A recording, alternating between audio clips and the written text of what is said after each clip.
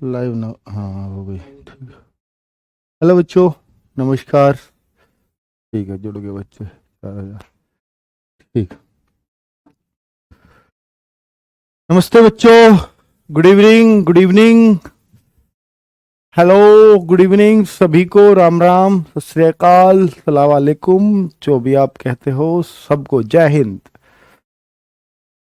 सब चीज़ों का तोड़ है जय हिंद। तो भाई साहब जय हिंद। हाँ। तो शुरुआत करते हैं। दिल्ली की तरफ सर्दी खूब पड़ रही है बच्चों, और थोड़ा बच के रहें आप भी, तभी अपनी बेहतर तैयारी कर पाएंगे। और आज हमारा जबरदस्त चैप्टर शुरू होने वाला है। जैसा मैंने बताया था कि भाई अगर आपको शुरुआत करनी है तो नंबर सिस्टम से शुरुआत करना। अब बीच में जो बच्चे तीसरी चौथी पांचवी क्लास पे जुड़े थे एलसीएम एचसीएफ पे, तो मैंने उनको बोला था कि आप फिर आज के दिन से शुरुआत करें, यानी 12 तारीख से शुरुआत करें नंबर सिस्टम से, आपको हर एक चीज समझ में आएगी। तो आज जो भी बच्चे पहली बार इस क्लास को ले रहे हैं वो उनको बहुत मजा आने वाला है, और उनको लगेगा कि मैथ्स तो कुछ प्रॉब्लमेटिक चीज ही नहीं है, मैथ तो वाकई में बहुत आसान चीज है। ये आपको फील करवा दूंगा, है ना। और अगर आपको पीछे जो एलसीएम एचसीएफ मैंने पढ़ाया है, ऐसे देखा करो कि सर ये टाइप का क्वेश्चन हमें समझ नहीं आया। ऐसा हो सकता है किसी दिन ये क्वेश्चन समझ में नहीं आया, या वो दो नहीं आए, एक नहीं आया, ऐसे पता नहीं कैसे खुजली लग रही है। तो एक दो जो भी कोई क्वेश्चंस ऐसे रह गए हों, तो उनको क्या करोगे आप, उनको एक बार से दोबारा से, पहले देखो पहली बार में समझ में नहीं आया, फिर हमने वो दोबारा देखा वीडियो को वहीं से करके, वो फिर भी समझ में नहीं आया, कुछ भी बात पल्ले नहीं पड़ी। वैसे ऐसा 90% केस में नहीं होगा। अगर एक बार में समझ में नहीं आया, 90% बच्चों को दोबारा में समझ में आ जाएगा। फिर भी 10% बच्चे ऐसे बच जाएंगे जिनको फिर भी समझ में नहीं आया। फिर क्या करें, फिर उस क्वेश्चन को ऐसे छोड़ दें कि ये एग्जाम में नहीं आना। क्यों सर आ गया तो, भाई तुम छोड़िए तो सही, आप पहले छोड़ने की बात कर रहा हूं तो आप ये एक्सपीरियंस से ही कर रहा हूं। आपको मैथ सीखना है तो इन बातों को फॉलो कर लो। ये मत सोचो कि आएगा नहीं आएगा, उसकी टेंशन लेने के लिए हम हैं, है ना। चलो। तो अब अगर हम देखें, टेस्ट सीरीज बच्चों आपकी खुल ही चुकी हैं, और आज आपको सबको बुक भी मिल चुकी होगी, जैसा मैंने कल प्रॉमिस किया था, है ना। हर एक बच्चा बुक की पीडीएफ अब डाउनलोड कर पाएगा आराम से। ये कहाँ मिलेंगी, जहां आप जाते हैं सब्जेक्ट्स में, सारे टीचर्स के फोटो आपको मिलते हैं बैच के अंदर, वहीं पे सबसे लास्ट वाला फोल्डर आपका बुक का होगा। चारों बुक उसके अंदर हमने डाल दी हैं अलग अलग। प्रैक्टिस सेट शुरू हो रहे हैं बच्चों 14 तारीख से, ठीक है। चलो, सब ठीक, बहुत बढ़िया। अब मैं शुरू कर सकता हूं क्लास को, अगर आपके क्वेश्चंस खत्म हो गए हो तो बच्चों आज की क्लास है हमारी नंबर सिस्टम से। हर बार डेमो में जब भी मैंने मैथ्स पढ़ाया है तो सबसे पहला चैप्टर नंबर सिस्टम ही पढ़ाया है आज तक, लेकिन इस बार पहली बार ऐसा हुआ है कि मैं नंबर सिस्टम को नंबर 2 चैप्टर पे करवा रहा हूं। पहले पे एलसीएम एचसीएफ करवा दिया, ऐसा पहली बार ही हुआ है। इससे पहले कभी ऐसा नहीं हुआ कि नंबर सिस्टम से मैंने शुरुआत ना की हो। कोई बात नहीं। तो भाई आपको समझने से मतलब है, एलसीएम एचसीएफ अच्छे से समझ में आ गया, अब नंबर सिस्टम भी बहुत अच्छे से समझ में आने वाला है। बच्चे, जैसा नाम में स्पष्ट है, अगर मैं इसका हिंदी में नाम लिखूं तो इसका नाम आ जाता है संख्या पद्धति या प्रणाली। बहुत जगह आपको प्रणाली भी लिखा मिल जाएगा। तो यानी आपकी जो नंबर्स हैं उन सबको सिखाना इस चैप्टर का उद्देश्य है। या आप सारे नंबर्स को जानो। तो नंबर्स तो जानते ही हम, नंबर्स तो यही तो होते हैं 1 2 3 4। भाई ये वाली लाइट बंद करो यार, ये सामने वाली लाइट देखो कौन से बंद होगी। हाँ ठीक है। तो यहाँ चमक आ रही थी ना बच्चों, अब नहीं आ रही होगी, है ना। तो ये जो सारे नंबर्स हैं 1 2 3 4, सर इनको तो हम जानते ही हैं, इसमें क्या जानना है, इसमें तो कोई टेंशन ही नहीं है। तो बच्चों इसको भी जानना है, इसको भी आप अच्छे से सीखेंगे, क्योंकि आप इसमें भी बहुत कुछ पाते हैं। क्या पाते हैं? जैसे ऑड, इवन, प्राइम, ये सब सुने होंगे आपने। Composite number, prime number, rational number, irrational number. आज इन सब को बहुत अच्छे से हम समझने वाले हैं, और आज के बाद इनमें से किसी नंबर में आपको डाउट नहीं होगा, क्योंकि अगर हम मैथ सीख रहे हैं तो हमें इन सब नंबर्स का ज्ञान होना बहुत जरूरी है। बच्चों, जब भी जितनी भी संख्याएं हैं, जितने भी नंबर्स हैं, सभी संख्या जो होती हैं वो दो ही तरह की होती हैं। एक होती है वास्तविक संख्याएं यानी रियल नंबर्स, वास्तविक संख्याएं यानी हम कहें तो रियल नंबर्स। एक होती है काल्पनिक संख्याएं, काल्पनिक संख्याएं यानी इमेजिनरी नंबर।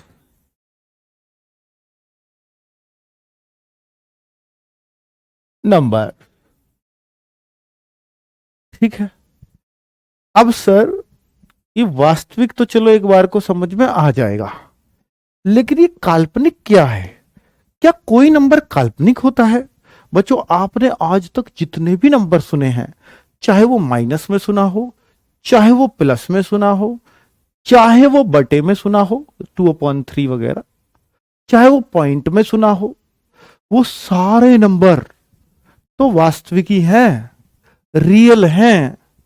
जितने भी मैथ्स में आज तक आप नंबर जानते हो, लिख लेना इस बात को, जो भी आज तक आप मैथ्स में जानते हो वो सब रियल नंबर है।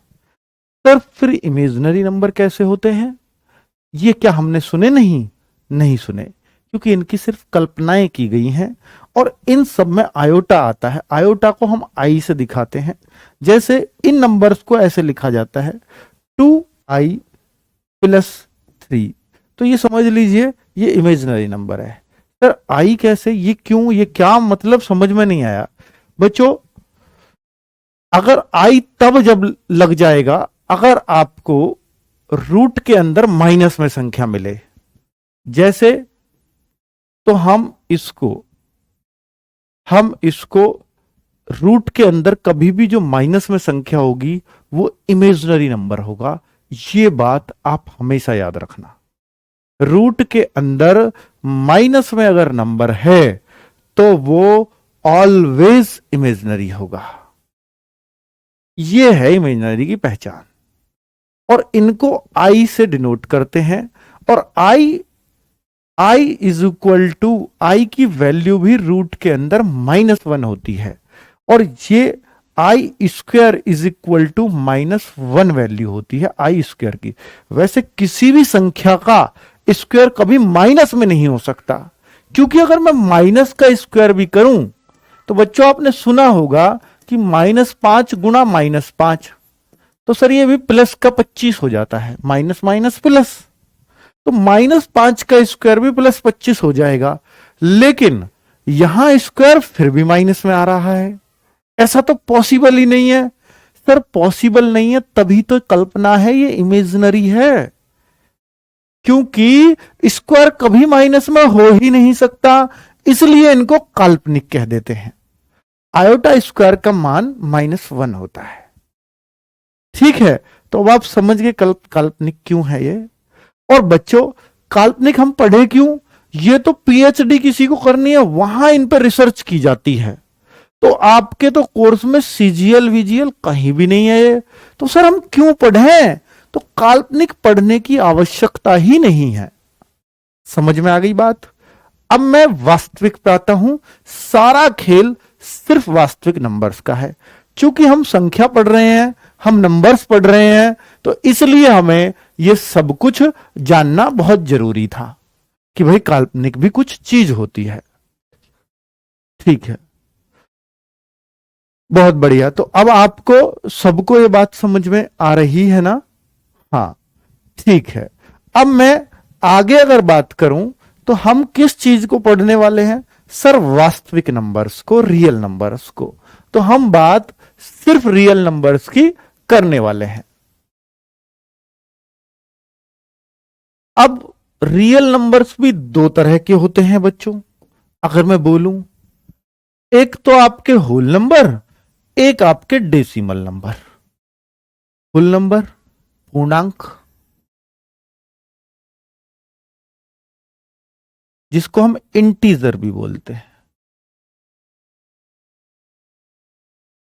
और एक होता है दशमलव, जिसको हम डेसिमल बोलते हैं। इंटीजर की स्पेलिंग देख लेना, ई आई है यहां पर, देख ले भाई तू भी। डेसिमल और ये इंटीजर। ठीक है बच्चों, इंटीजर को हम पूर्णांक बोल देते हैं बच्चों। जो पूरा अंक नहीं होता उसको हम डेसिमल बोल देते हैं बच्चों। ठीक है, अब जो हम पूर्णांकों की बात करेंगे, जहां भी हम पूर्ण अंकों की बात करेंगे, तो पूर्णांकों को भी अपने आप से बांटा जाता है इवन नंबर, ऑड नंबर में, प्राइम नंबर, कंपोजिट नंबर में, और डेसिमल को बांटा जाता है रेशनल, इरेशनल में। ठीक है, तो हम पूर्णांकों के दो भाग कर सकते हैं बच्चों। पूर्ण अंक, जैसा नाम से स्पष्ट है कि पूर्णांक क्या होता है। अगर कोई पूछे आपसे पूर्णांक क्या होता है, इंटीजर क्या है, जो अंक पूरा हो, जिसमें पूरा पूरा मान आए, जैसे 4 है, 3 है, 2 है, 1 है ना। अब ये बात अलग हो सकती है कि पॉजिटिव इंटीजर, नेगेटिव इंटीजर, यानी माइनस का पूर्णांक, प्लस का पूर्णांक, वो तो हो सकता है, लेकिन इंटीजर है ना, आइए ना। अच्छा, ये इंटीजर में बच्चों यहां ई है, ठीक है, देख लेना चेक करके, अब सही है ना स्पेलिंग। हाँ, तो बच्चों इंटीजर दो तरह का होता है भाई, पॉजिटिव, नेगेटिव। तो पॉजिटिव में कौन से? प्लस का 4, प्लस का 5, 6, 7। सर क्या 1.2 इंटीजर हो जाएगा? नहीं। क्या 5/4 इंटीजर हो जाएगा? नहीं, क्योंकि 10/5 हो तो 2 हो जाएगा, तो ये इंटीजर है ना। तो इंटीजर समझ गए बच्चों क्या होता है? पूरा अंक। डेसिमल क्या है? जो चीज पॉइंट में आए, जो चीज बटे में आए, तो उन सबको इधर। तो दो ही तरह के नंबर्स हो गए ना रियल, या तो रियल नंबर्स पॉइंट में होंगे या बटे में होंगे, या पूरे अंक होंगे। इसके अलावा तो कुछ नहीं हो सकता बच्चों। हो सकता है क्या बताओ? सर आप जीरो को किधर रखोगे? तो जीरो को बच्चों हम ना तो पूर्णांकों में रखते हैं, ना उसको डेसिमल में रखते हैं। उसको बस जीरो तो जीरो ही है, वो ना पूरा अंक है, ना वो दशमलव का आधा तिहाई अंक है। ठीक है, चलो ये बात भी अब आपको क्लियर हो गई होगी। अब हम डेसिमल को नापेंगे तो वो रेशनल में बांटेंगे। अब पहले मैं पूर्णांकों की बात कर लूं, फिर डेसिमल की बात करूंगा। ये बिल्कुल क्रम में चीजें पढ़ा रहा हूं बच्चों, ताकि आपको दिक्कत ही ना हो, और आपको समझाने का भी पूरा भरसक प्रयास कर रहा हूं। पूर्णांक यानी इंटीजर, ये लीजिए। तो पूर्णांकों को अगर मैं बांटूंगा बच्चों, तो हम इसको पहले दो भागों में बांट देता हूं। पहले हम इसको दो भागों में बांट देते हैं। एक होता है सम यानी इवन, एक होता है विषम। हम विषम में बांटे तो एक तरीका, एक भाज्य यानी जितने भी दुनिया के पूरे अंक हैं उन सबको हम दो तरीके से बांट सकते हैं। एक तो सम विषम में, एक भाज्य अभाज्य में। हर एक अंक या तो वो सम विषम होगा या वो भाज्य अभाज्य होगा, है ना। क्लियर हो गया बच्चों? तो विषम यानी ऑड, यानी दुनिया का कोई भी अंक ले लो, उसको या तो वो सम होगा या वो विषम होगा। ऐसे दूसरी साइड क्या हूं, दुनिया का कोई भी अंक ले लो, या तो वो भाज्य होगा या वो भाज्य होगा। ठीक है, गुरुजी भर्ती बढ़ेंगी या नहीं? बस आज ही वीडियो बनाई है, देख लीजिए। अब अगर मैं देखूं बच्चों, यहां सम में अगर मैं बोलूं तो सम में क्या होगा? सम में होता है वे संख्याएं, वे अंक, वे डिजिट। संख्या मतलब क्या बच्चों? वो नंबर। एक बच्चा कह रहा सर उस तरह से पढ़ाओ जैसे सूर्य बैच में पढ़ाए थे। बेटा ये उससे भी अपडेटेड तरीके से पढ़ा रहा हूं ताकि हर एक बच्चे को समझ में आ जाए। सबके कमेंट मुझ तक आ रहे हैं, नहीं समझ में आ रहा हो तो बता दो। हाँ, वे संख्या या वे नंबर जो दो से विभक्त हो, विभक्त, विभक्त हो। विभक्त को क्या बोलते हैं? अंग्रेजी में लिख देना, डिविजिबल। डिविजिबल वे सब। हाँ, इन्वर्टर सही है, आज सही है, टेंशन मत लो, आज कोई दिक्कत नहीं होगी। कल आपने बड़ा कॉपरेट किया है मेरे साथ। चलो, तो वे संख्या, वे नंबर्स जो दो से विभक्त हो, जो दो से कट जाएं, तो ऐसे अंक कौन से होंगे सर? जैसे एग्जाम्पल ले लेते हैं, दो से कौन कौन सी संख्याएं कट जाती हैं? जैसे सर 2, 4, 6, 8, 10 डॉट डॉट। इसको माइनस में भी लिखा जा सकता है, -2, -4, -6, -8, -10, ये डॉट डॉट। और अगर आप चाहो कि जीरो किधर आएगा, वो इधर आएगा या उधर आएगा, तो हम जीरो को सब में रखेंगे हमेशा, अगर रखना भी पड़ा तो। उसका कारण भी बताऊंगा क्यों। ठीक है, तो अभी आप समझ गए सर, ये पॉजिटिव वालों को भी कह सकते हैं हम सम, नेगेटिव वालों को भी कह सकते हैं। जी हां, अब बात पता चल गई है, तो अब भूलना मत। अब इधर क्या परिभाषा है सर ऐसी? इधर का भी बता दो। वे नंबर, वे संख्या, उल्टा बिल्कुल इसका, जो दो से ना कटे, दो से न विभक्त हो। विभक्त मतलब डिविजिबल, इधर लिख दिया है मैंने। दोनों को बार बार अंग्रेजी में लिखूंगा तो फिर आपका टाइम वेस्ट होगा, तो आप समझ गए होंगे विभक्त मतलब डिविजिबल। तो वे संख्या जो दो से विभक्त ना हो, तो ऐसी कौन सी संख्याएं हैं बताओ बच्चों? इतना तो बता ही दोगे भाई साहब, जो इनसे बच जाएंगी ना वे सब इधर आ जाएंगी। मैंने बताया हर एक नंबर या तो इधर जाएगा या इधर जाएगा, जो बच गए सब उधर जाएंगे। तो क्या है सर? 1, 3, 5, ये सब दो से नहीं कटता ना, कोई सा भी नहीं कटता। हाँ, आरोही अवरोही नहीं पढ़ा है, उसको इस चैप्टर के लिए छोड़ा है मैंने, मैं इस चैप्टर में पढ़ा दूंगा, ये सिंपलीफिकेशन में पढ़ाऊंगा। ठीक है, अगर मैं इसमें याद नहीं रहा मेरे तो मैं सिंपलीफिकेशन पढ़ा दूंगा, मैं कोशिश करूंगा इसमें पढ़ा दूं। अब आपने याद ही दिला दिया है तो ठीक है। चलो, 1, 3, 5, 7, 9, 11 डॉट डॉट इंफिनिटी तक। सर माइनस में ये भी? हाँ, माइनस में भी अगर आप चाहो तो लिख लीजिए सेम, -7, -9, -11 डॉट डॉट। ठीक है। आप, अब आपसे कोई पूछे कि सम क्या है, विषम क्या है, आप बता दोगे?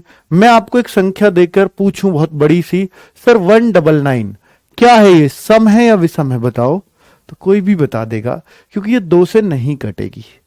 सर आपको कैसे पता लग गई ये दो से नहीं कटेगी? क्योंकि मुझे पता 200 कट जाएगी 2 से 100 बार, जब वो कट गई तो इससे पहली तो कटेगी ही नहीं। और दूसरा तरीका ये है, दो का रूल ये है, सब में भाग देने की जरूरत नहीं है, लास्ट के अंक में दे लो बस। ये भी सिखाऊंगा आगे।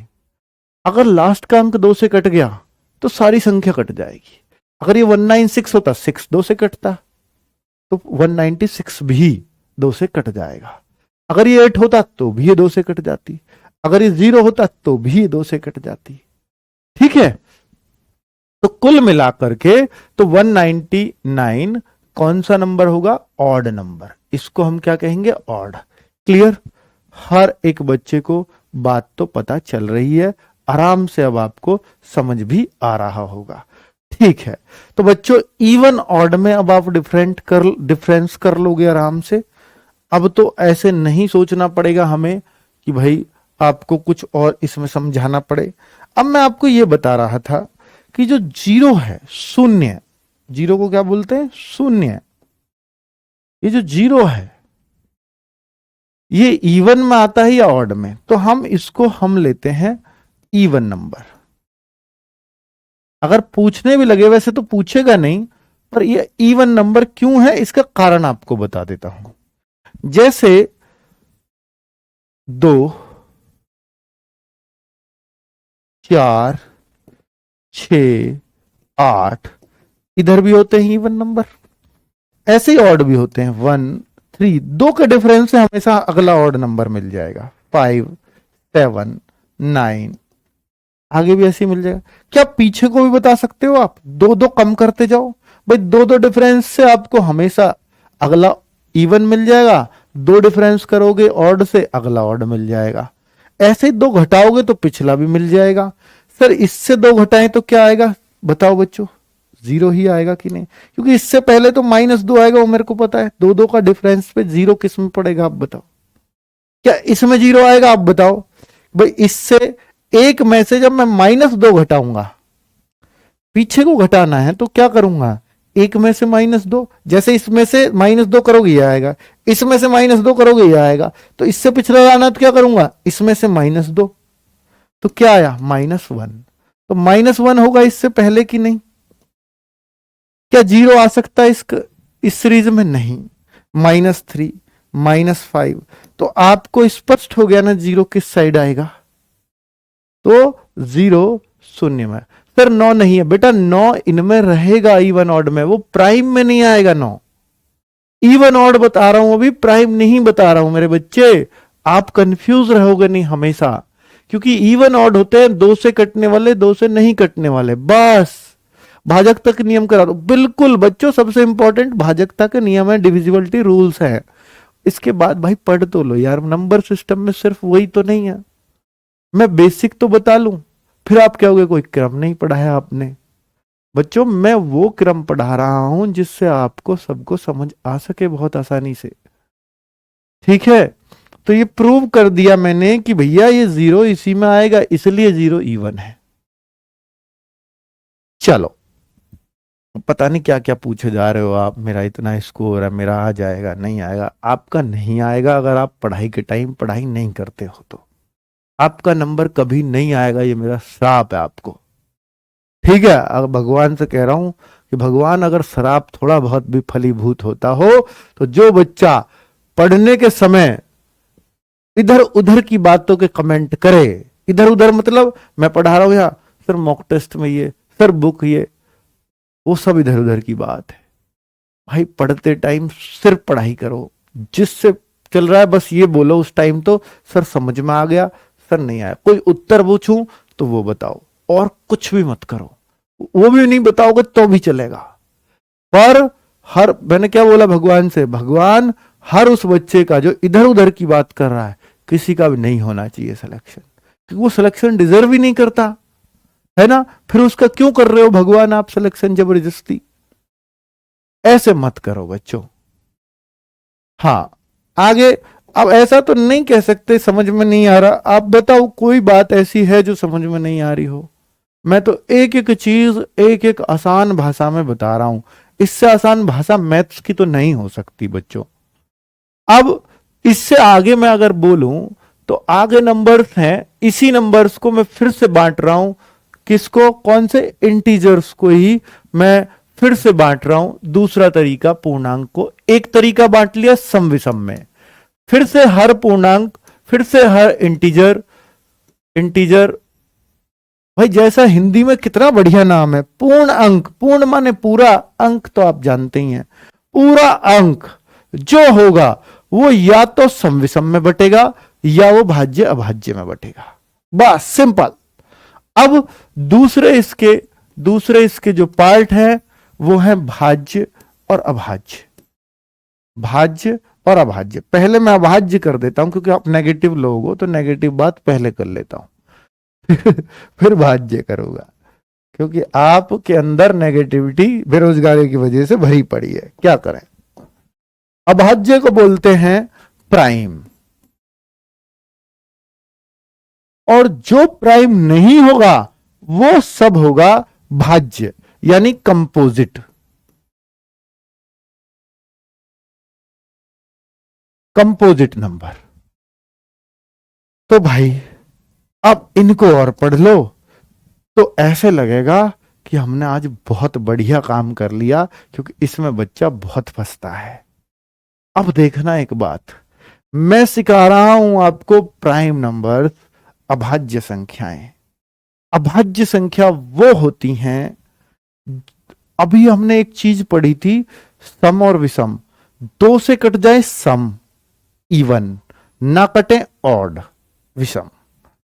अब दो वो छोड़ दो, ऐसी संख्या जो किसी से भी कट जाए, दो छोड़ दो किसी से भी कट जाए, जैसे 9 था तो 9 दो से नहीं कटता इसलिए ऑड था, लेकिन अब 9 किसी से भी ना कटे तो अभाज्य है। और अगर वो किसी से भी कट गया, किसी से भी, दो छोड़ दो किसी से भी, सर 3 से कट जाएगा, तो वो भाज्य है। ठीक है, अभाज्य क्या है? जो जो ये लिख लो, जो किसी भी किसी भी किसी भी संख्या से न कटे, कटे मतलब डिविजिबल,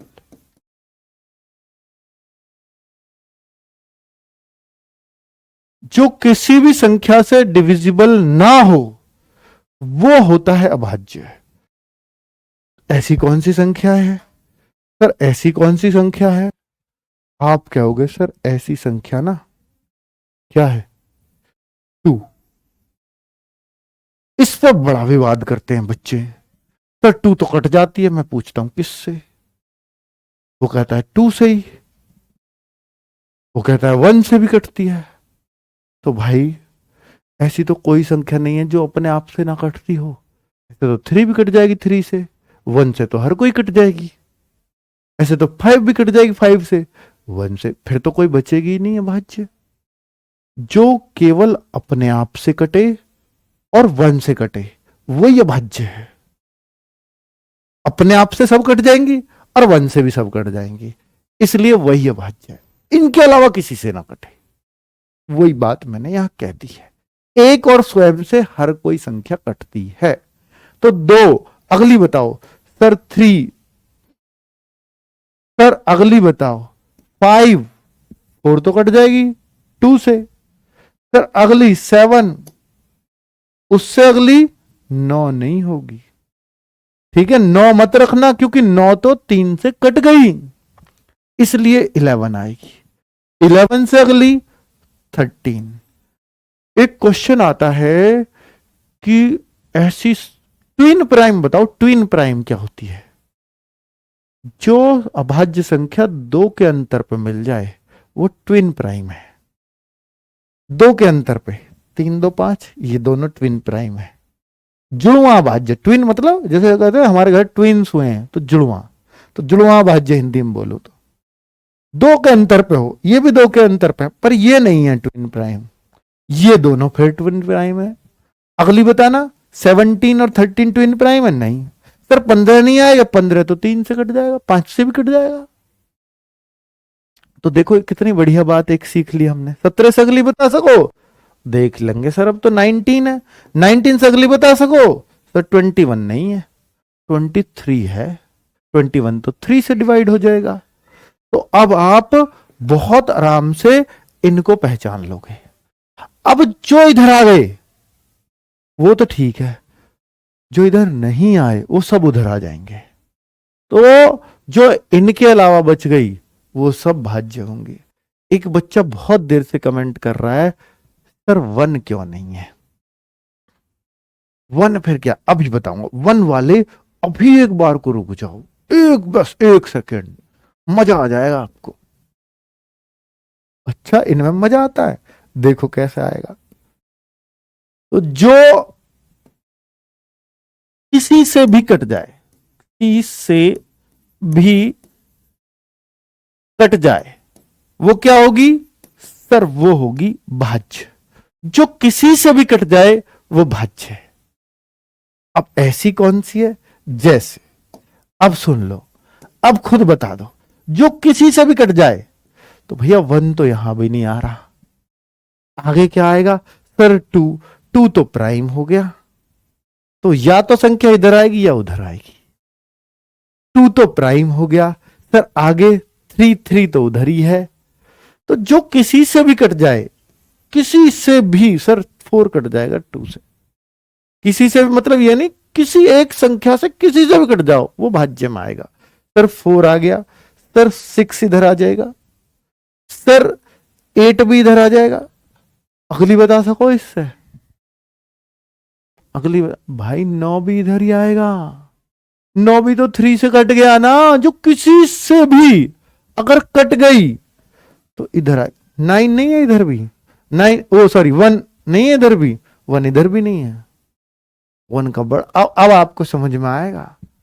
आगे सर 11 ना, 10 है भैया, 10 है, 10 से अगली 12 है भैया, 12 है, 12 से अगली भैया 12 से अगली 14 है, फिर 15 है, तो फिर तो आप बता ही दोगे। एक बार एक सवाल आया बच्चों, एक बार एक सवाल आया, सबसे छोटी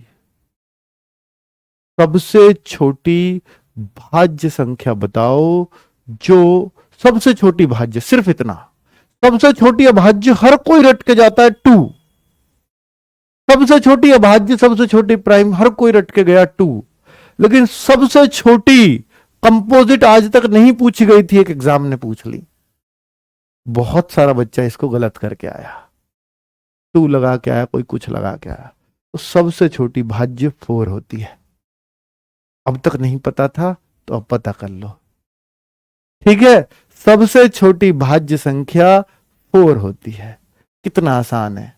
अब ये 1 क्या है फिर, तो 1 के लिए लिख दो, 1 न तो प्राइम है और न कंपोजिट, ना तो अभाज्य है ना भाज्य, न ही कंपोजिट।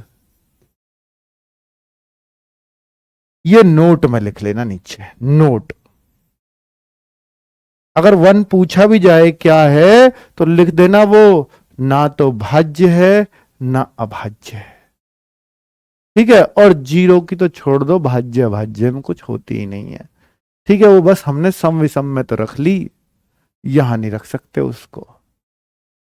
फिर भी रखना चाहो, अगर वो रखनी भी पड़ जाए, पहले तो रखना मत, रखनी भी पड़ जाए तो उसको इसमें रखना, भाज्य में रखना। कारण बता देता हूं, क्योंकि 0 हर किसी से कट जाती है। कैसे कट जाती है? 8 का भाग दो 0 में, क्या आएगा 0, 0 में 7 का भाग दो, क्या आएगा 0। इसलिए, पर भाई वो 0 इसको किस तरफ में माना नहीं गया है, इसलिए इसको ऐसे ही रहने दो। अगर 0 ऑप्शन मिल जाए 4 ही मिलेगा, वैसे अगर 0 मिल जाए तो फिर 0 ही लगा देना, सबसे छोटी भाज्य, ठीक है। चलो 0 4 दोनों समझ गया। अब एक एक पॉइंट क्लियर हो गया ना बच्चों, तो हमने इंटीजर को दोनों में बांट दिया, सम विषम आज हमारे बिल्कुल क्लियर हो गए हैं और भाज्य अभाज्य क्लियर हो गए हैं। एक से सारी संख्या देख लो, या तो वो इधर आ रही होगी या इधर, 1 और 0 को छोड़ दो, बाकी या तो वो इधर है या उधर है, ठीक है। 1 और 0 मैंने समझा दिया आपको बहुत बढ़िया से।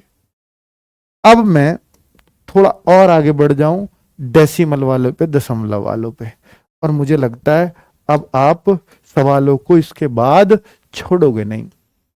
और इनसे भी क्या क्वेश्चन आ जाता है? हाँ आ जाता है। निम्न में से कौन सी संख्या अभाज्य है? आप बता देना बच्चों। कभी कभी बहुत बड़ा बड़ा सवाल आ जाता है बच्चों, जैसे मैं एक अभाज्य संख्या पूछ रहा था एक बार कि भैया ऐसी ऐसी संख्या दे दी 141, 143, 147 और एक दे दी 153, इनमें से कौन सी संख्या अभाज्य है,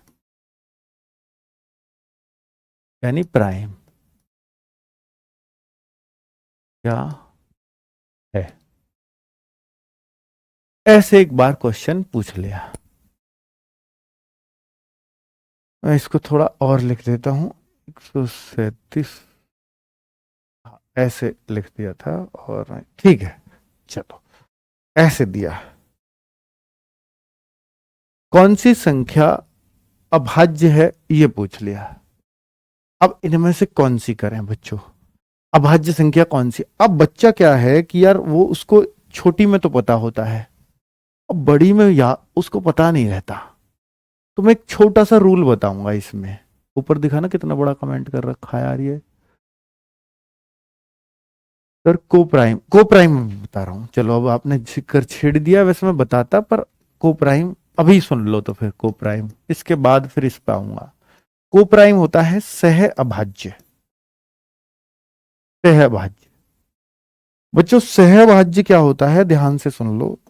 जो संख्याएं एक दूसरे के सहयोग से अभाज्य हों उनको को प्राइम कहते हैं, या ऐसी संख्या जिनका HCF 1 हो। HCF अब आपने सीख लिया है, जिनका, ये सबसे आसान एग्जाम्पल है, जिनका HCF 1 हो वो सब को प्राइम है।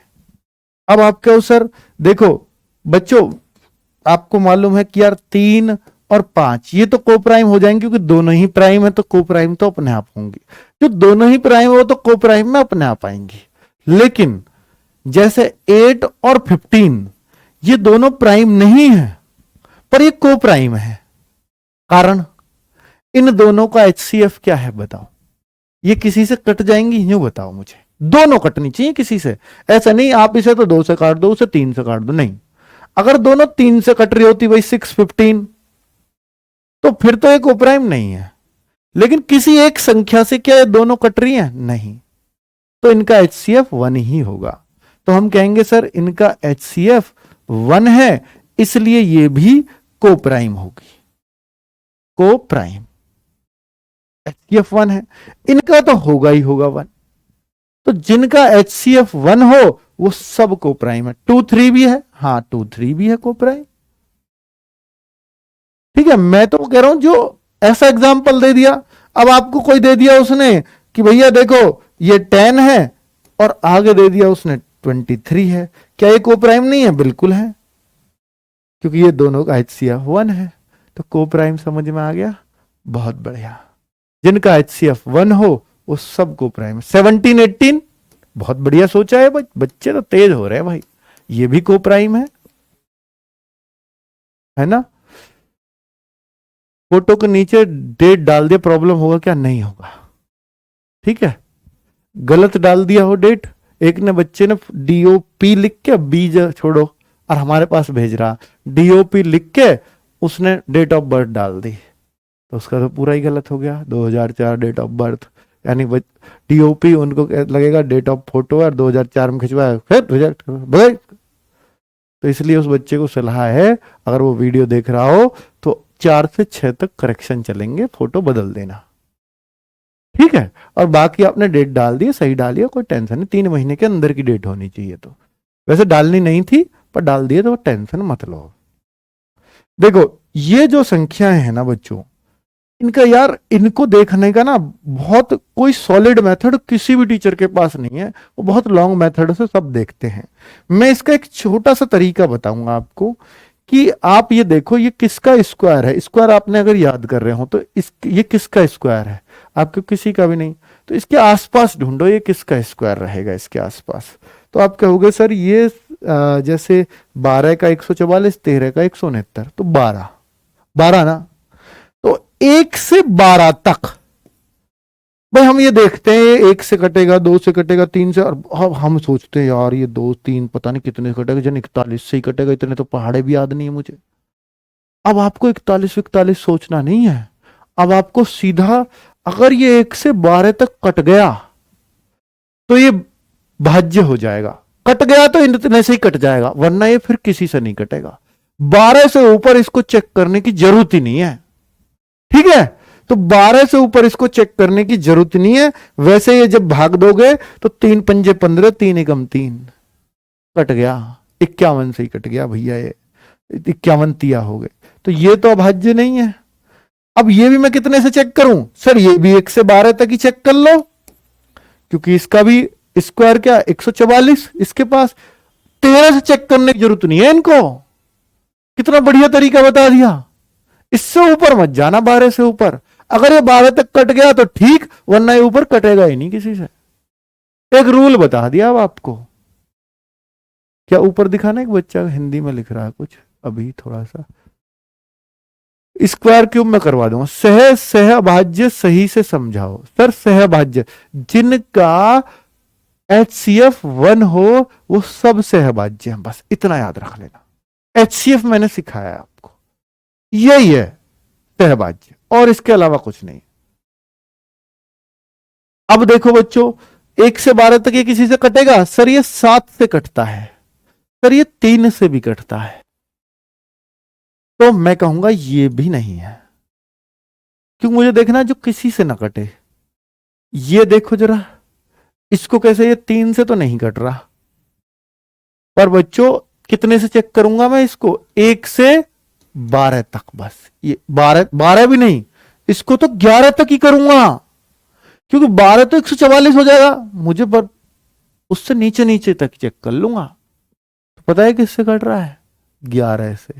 11 कब 11, 11 33, 11 से ऊपर नहीं कटेगा किसी से। मतलब 11 तक नहीं कटा, या तो 11 से कट जाएगा, कटिए 13 से भी रहा है, पर उससे पहले 11 से कट गया ना। अगर ये 11 से नहीं कटता तो ये कटता फिर 13 से भी नहीं, उस केस में बता रहा हूं मैं। ठीक है, 11 से 13 बार कटा, इसलिए 13 से भी कट रहा है। तो भैया ये भी पता लग गई, 11 से कट गया, तो ये भी उत्तर नहीं है। ये आप चेक करो, ये भी 1 से 11 तक ही चेक करना है। तो भैया 2 से नहीं दिख रहा, 3 से बहुत जल्दी से चेक कर लोगे, 11 तक तो कोई बड़ा मुश्किल नहीं है, तुरंत ये लगा दोगे उत्तर। तो कितनी बढ़िया बात बता दी आपको। बताओ, इस पे तो भैया, इस पे तो प्रसाद मिलना चाहिए मुझे कि नहीं। अब आप आराम से ये भाज्य अभाज्य का एक बढ़िया तरीका आपको मिल गया, इससे अलग कुछ और तरीका नहीं है।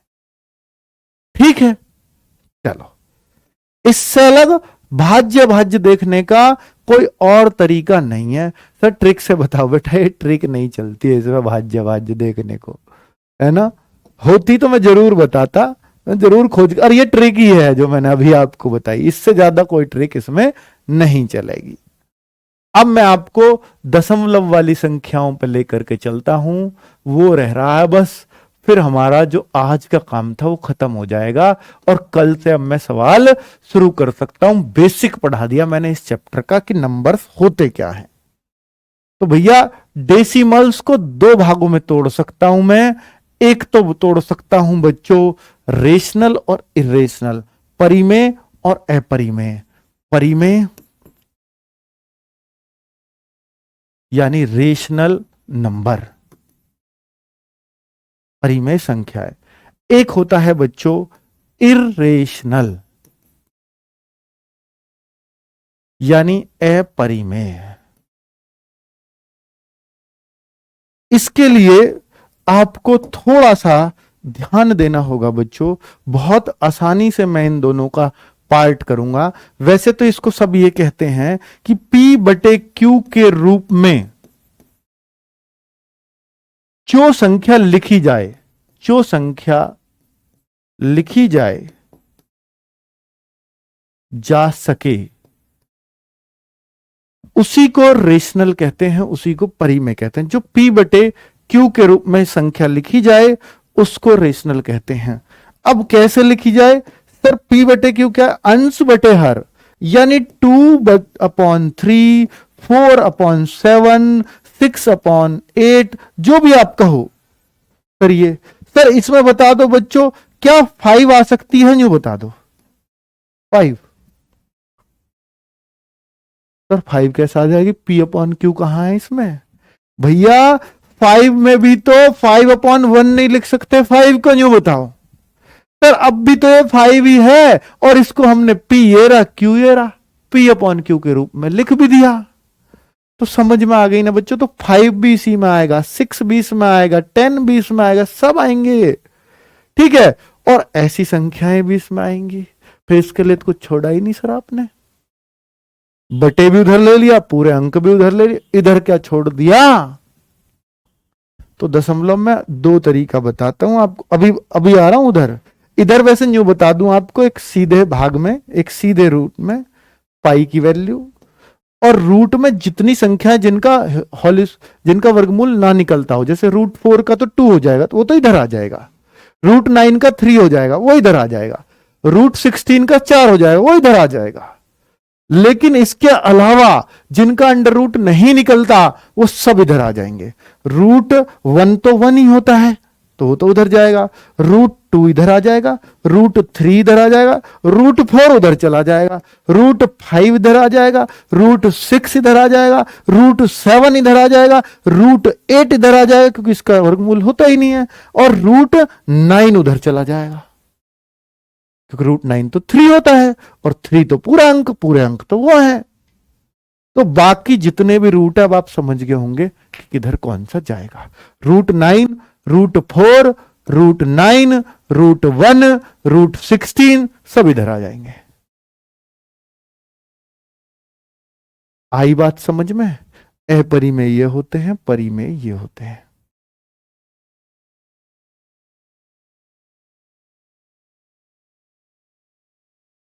भैया फॉर्म में अगर गलतियां हैं, बहुत सारे कमेंट बच्चे कर रहे हैं, हमारा स्ट्रीमर भाई बता रहा है, तो 4 तारीख से 6 तारीख के बीच अपने फॉर्म में सुधार कर सकते हो।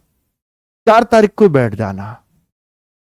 तो बच्चों अब भी कह रहा है कि बच्चा दोबारा समझाओ। भाई मैंने एक एक पॉइंट बहुत अच्छे से समझाया यार, फिर भी अगर आप देखिए बच्चों, बहुत सारे बच्चे ऐसे कहते हैं कि सर जैसे एक तो ये है 5/4, अगर मैं 4 का डिवाइड इसमें करूं तो 4 एकम 4, एक बचा, पॉइंट लगा लिया, 0 बढ़ गई, 4 दूनी 8, फिर बच गया सर 2, फिर पॉइंट लगा हुआ है, 0 बढ़ गई, 4 पंजे 20।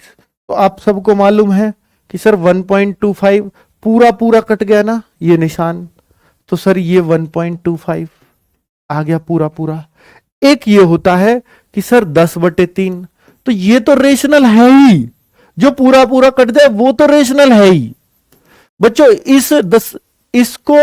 इसको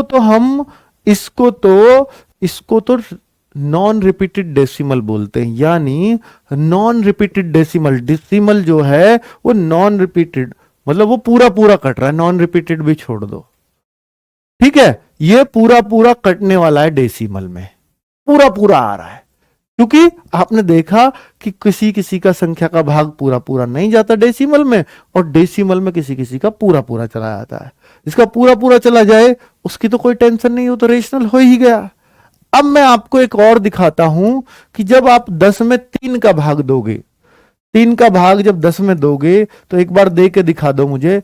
3 3 9 1, पॉइंट लगाया, 0 बढ़ गई, 3 3 9 1, पॉइंट लगाया, 0 बढ़ गई, फिर यही आ गया 3 3 9 1, पॉइंट लगाया, 0 बढ़ गई, फिर करो, क्या पता आपका कट जा 3 3 9।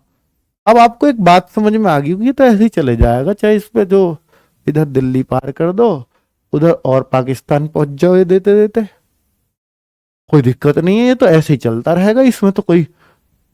तो इसका मतलब है बच्चों, इसको बोलते हैं रिपीटेड डेसिमल। देखो एक डेसिमल रिपीट हो रहा है बार बार, 3 3 3 3 3 3, वहां नहीं था ऐसा, ठीक है। रिपीटेड डेसिमल बोलते हैं इसको। अगर कोई पूछे रिपीटेड डेसिमल क्या है, जो बार वाले सवाल है इनमें ही बार लगता है, 3.3 के ऊपर बार, पॉइंट के बाद अगर बार लगाना हुआ तो इसको रिपीटेड डेसिमल भी बोल देंगे और इसको 3.3 बार भी बोल देंगे। बार इन्हीं सवालों में लगता है कि जो बार बार आ रहा हो, ठीक है, ये निशान बार का होता है।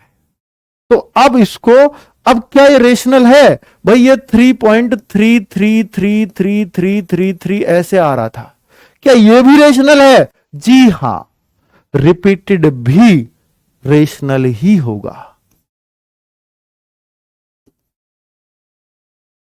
ये पूरा पूरा कटना है, नॉन रिपीटेड नहीं बोलते, मैं पहले गलत बोल गया। ये पूरा पूरा कट रहा है, इसको बोलते हैं पूरा पूरा कटने वाला। ये हो गया रिपीटेड डेसिमल, ये भी रेशनल। तो ये दोनों रेशनल में जाएंगे। अब एक और तीसरा डेसिमल अगर ऐसा हमें मिल जाए, वैसे मिलेगा नहीं ऐसा, अगर मिल जाए कहीं डोलता घूमता फिरता, तीसरा होता है नॉन रिपीटेड, यानी मैं अगर इसमें भाग करता रहता, कभी 1 आता, कभी यहां 2 आता, कभी 3 होता, कभी 4 होता, कभी 6 होता, कभी 8 आ जाता, कभी 9 आ जाता, ये कभी रिपीट ही नहीं हो रहा, यानी बार ही नहीं चढ़ा सकते आप। तो ये रेगुलर बना हुआ है, ऐसा कभी होगा नहीं। वैसे अगर आप किसी संख्या में 7 का भाग दे रहे हो ना, ज्यादा से ज्यादा ऐसा हो सकता है कि 6 बार संख्या रिपीट ना हो, 7वीं बार वो आनी शुरू हो जाएंगी। अगर आप किसी संख्या में 13 का भाग देते हो, ज्यादा से ज्यादा 12 बार रिपीट नहीं होगी, बस कोई सी भी संख्या 13वीं बार में वही आ जाएगी, यानी उससे एक कम बार में, ज्यादा से ज्यादा हो सकता है 2 बार में रिपीट हो जाए 13 का भाग भी किसी संख्या में दे रहे हो तो।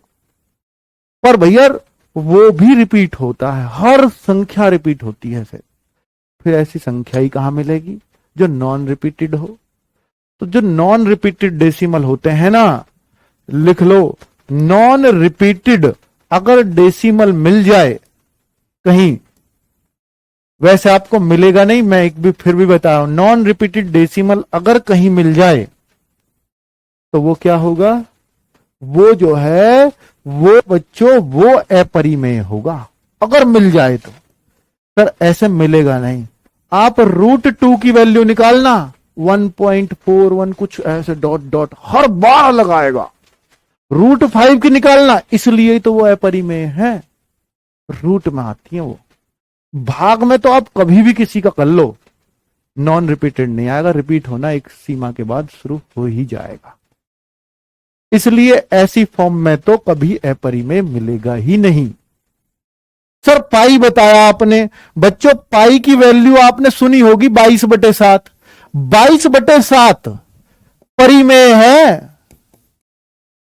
अगर आपने पाई को 22/7 लिख दिया ना तो वो परिमेय है, लेकिन अगर पाई को पूछो तो वो अपरिमेय है।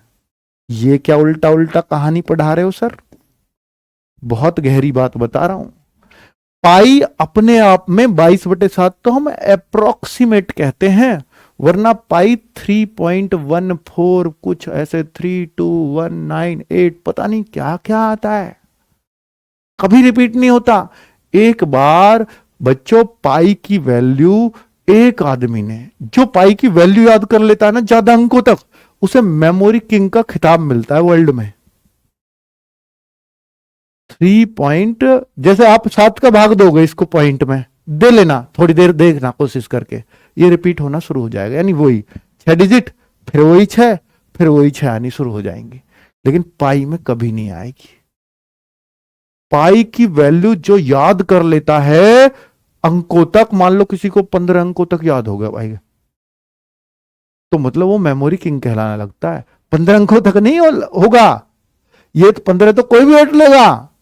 एक आदमी ने रटी थी, इसकी पाई की वैल्यू पता है कैसे, कितने अंकों तक, जो मेमोरी किंग बना था कितने अंकों तक, उसको इसके 10,000 तक याद थे, यानी 1289653 3.128965 पता नहीं क्या क्या 10,000 अंक तक याद थे, तब मेमोरी किंग बना था। तो ये बनने की तो सोचना मत, उससे बहुत कम में SSCGD निकल जाएगा। ठीक है, चलो, तो ये रहा बच्चों आपके सामने कि परिमेय और अपरिमेय को पूरी तरह से परिभाषित कर दिया मैंने। ये पाई जो है 22/7 नहीं है, 22/7 होगा तो इधर होगा, 22/7 इधर आएगा परिमेय में, अपरिमेय में पाई आएगा। कारण बता दिया मैंने क्यों, और ये सारे रूट इधर ही आएंगे। बस अपरिमेय इतने ही होते हैं, परिमेय आपने सीख लिया है। अब मेरे ख्याल से आप परिमेय अपरिमेय में कंफ्यूज तो नहीं होंगे। अब आप ऑप्शन देख के बता सकते हो कि ये संख्या परिमेय है या अपरिमेय है। ठीक है, रेशनल है या इरेशनल है। ठीक है, तो बच्चों अगर पूछी जाए रेशनल कौन सी है, रेशनल कौन सी है, तो जरूर बता देना। और कल हम नेक्स्ट क्लास करेंगे इस चैप्टर की ही, जिसमें हम यूनिट डिजिट निकालना सीखेंगे, इकाई का अंक सीखेंगे। उसके बाद हम डिविजिबिलिटी रूल पे तीसरी क्लास में चलेंगे। है ना बच्चों। तो बहुत कुछ सीखा हमने, मेरे ख्याल से आज आपको मजा भी आया होगा क्लास में, और अब आप सवालों को उड़ाने वाले हो आगे। ठीक है, धन्यवाद।